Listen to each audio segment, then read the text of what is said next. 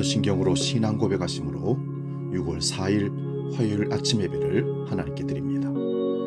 나는 전능하신 아버지 하나님, 천지의 창조주를 믿습니다. 나는 그의 유일하신 아들, 우리 주 예수 그리스도를 믿습니다. 그는 성령으로 잉태되어 동정녀 마리아에게서 나시고 본디오 빌라도에게 고난을 받아 십자가에 못 박혀 죽으시고 장사된 지 사흘 만에 죽은 자 가운데서 다시 살아나셨으며 하늘에 오르시어 전능하신 아버지 하나님 우편에 앉아 계시다가 거기로부터 살아있는 자와 죽은 자를 심판하러 오십니다. 나는 성령을 믿으며 거룩한 공교회와 성도의 교제와 죄를 용서받는 것과 몸의 부활과 영생을 믿습니다. 아멘.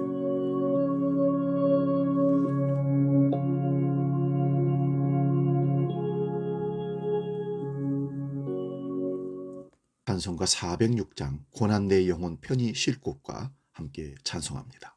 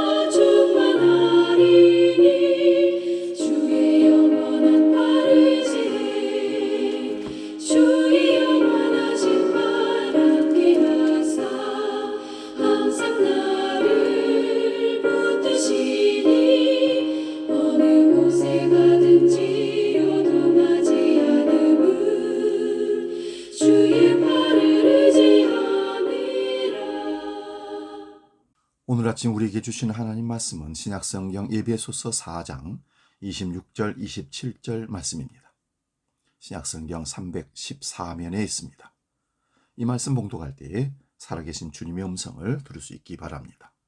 에베소서 4장 26절 27절 지금 봉독합니다. 분을 내어도 죄를 짓지 말며 해가 지도록 분을 품지 말고 마귀에게 틈을 주지 말라. 아멘. 오늘 봉독한 말씀으로 분노를 다스리라, 이런 제목으로 말씀 상고하면서 피차 은혜를 나눕니다. 여러분, 오늘도 좋은 날입니다. 혹시 마음속에 아직도 분을 품고 있는 것이 있습니까? 잠을 자고 일어났는데도 불구하고 그것을 품고 있다면 그것은 회개해야 할 부분입니다. 왜냐하면 오늘 본문에 있는 것처럼 해가 지도록 분을 품지 말라고 하셨기 때문입니다. 오늘은 새날입니다. 오늘날 심리학자들은 미움과 분노는 우리를 파괴하는 가장 무서운 감정이라고 말하고 있습니다. 미움과 분노는 자기 자신을 파괴할 뿐만 아니라 상대방까지도 파괴를 하기 때문입니다. 우리는 마음속에 미움과 분노를 폭발하게 되면 자연히 자기 신세 한탄을 하게 합니다. 그래서 미워하고 분노하고 난 다음에는 누구나 왜 나는 이와 같이 되었을까? 왜 우리 가정은 이렇게 되었을까? 왜 우리 이웃은 이렇게 되었을까? 탄식합니다. 이렇게 탄식하게 되면 곧 우울증에 걸려 부정적인 삶을 살게 되고 결국은 불행하게 되는 결과를 초래하고 맙니다. 미워하고 분노하는 사람치고 우울증에 짓눌려 부정적이고 파괴적이 되지 않는 사람은 한 사람도 없습니다. 이렇기 때문에 미움과 분노는 무엇보다도 자기 자신을 파괴하고 자기 생애 속에 그리고 남아있는 조그마한 행복감을 빼앗고 가정과 이웃과 사회와 국가를 파괴하기도 합니다. 이러므로 우리는 어찌하든지 이 가장 무서운 파괴적인 감정인 미움과 분노를 이겨내야 합니다. 이 미움과 분노를 이길 수 있는 유일한 길은 용서밖에 없습니다. 이 세상에서 용서와 사랑은 위대한 심리적인 치료와 육체적인 치료를 가져온다는 결과가 있습니다.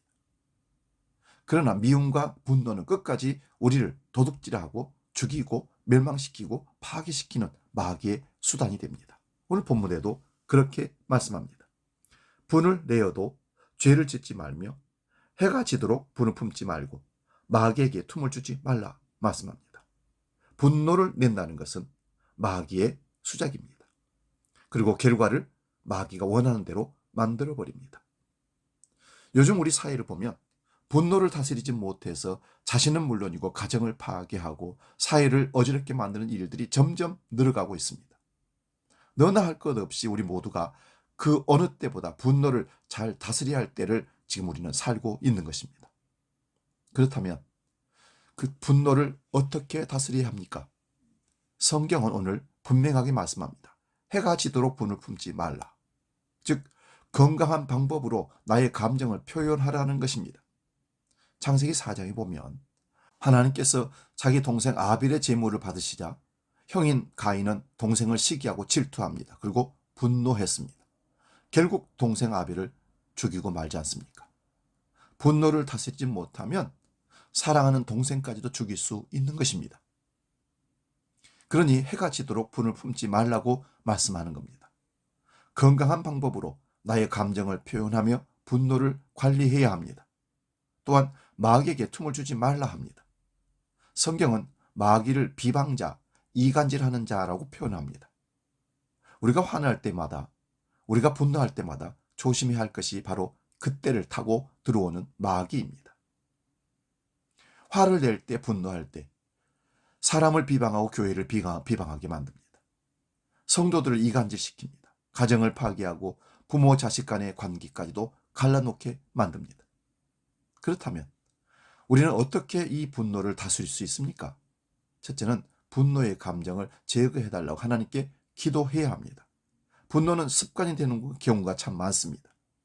이 습관적 감정을 제거해야 할 텐데 그게 사람의 힘으로는 안 됩니다.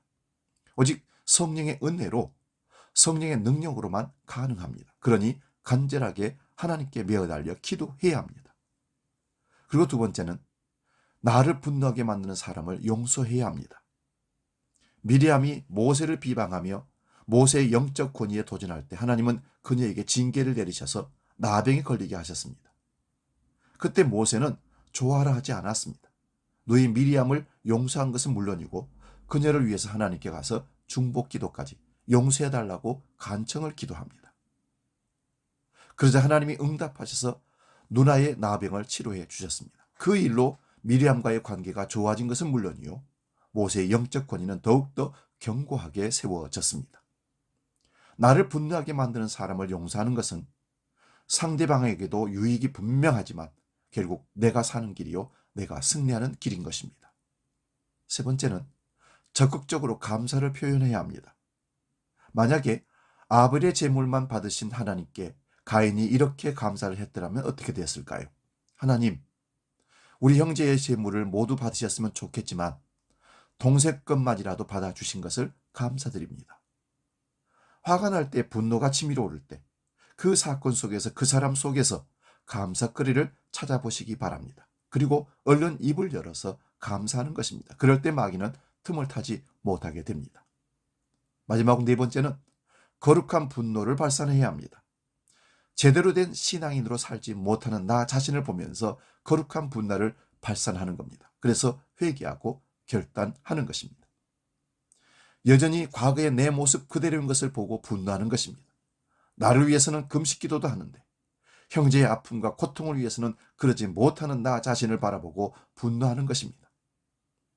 거룩한 불만을 터뜨리는 것입니다. 이 시대를 바라보며, 우리 가정을 바라보며, 나 자신을 바라보며 영적 무기력증에 빠져 있음에 분노하는 겁니다. 거룩한 분노를 발산하는 겁니다. 이러한 거룩한 분노야말로 마귀를 향한 공격 중에 공격이라는 사실을 잊지 마시고 실행해 볼 수 있기를 바랍니다. 기도하겠습니다. 하나님 아버지, 분노를 다스리라는 말씀을 이 아침에 받습니다. 분을 내어도 죄를 짓지 말며 해가 지도록 분을 품지 말라 하십니다. 이유는 마귀가 틈을 타서 나를 공격하고 우리 가족을 공격하고 이웃을 공격하는 잘못된 결과를 만들어내기 때문입니다.